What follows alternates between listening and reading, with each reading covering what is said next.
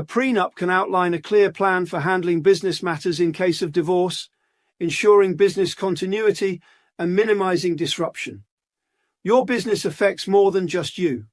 Employees, investors, and partners all have a stake in its success. A prenup helps protect their interests, demonstrating your commitment to the company's stability and its stakeholders. Interesting. If I was getting married today, I would absolutely get a prenup. 1,000%. I don't have a prenup in my current marriage. Oh, wow. But I would get one. Where I'm at today, I would definitely get a prenup just because of the way the system is built today. Yeah. And the way culture has changed and the way the courts are today as opposed to where they were 20 or 30 years ago.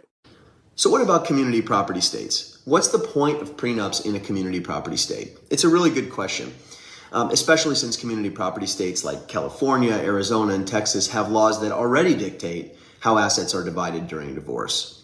But here's the thing, prenups can actually override those laws. With a prenup, you and your soon-to-be wife or husband can customize how assets and debts are divided, regardless of state laws.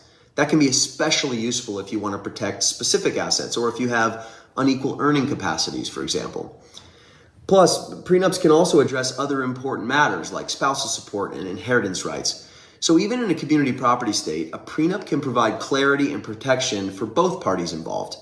And like I've said before, at the end of the day, that can also translate into a happier and more successful marriage. In order to prove a prenuptial agreement is invalid, you have to prove that one or both parties did not sign it, that the agreement was so unconscionable when it was executed, so harmful, so prejudicial. But you have to prove that the other side, or you, the person who is fighting against the prenup, were not given a full and fair and reasonable disclosure of the other person's assets and debts and income. You have to also prove you did not voluntarily waive in writing any of the disclosure of the financial income, debt, assets, or obligations, that you did not have an adequate knowledge of the property or the financial obligations of the other party. A farmer and his brand new bride are riding home in a wagon pulled by a team of horses when the older horse stumbles. The farmer says, "That's once." A little further along, the horse stumbles again. The farmer says, "That's twice." When the old horse stumbles again, the farmer quietly reaches under his seat, pulls out a shotgun, and shoots the horse. His brand new bride yells, "That was an awful thing to do." The farmer says, "That's once."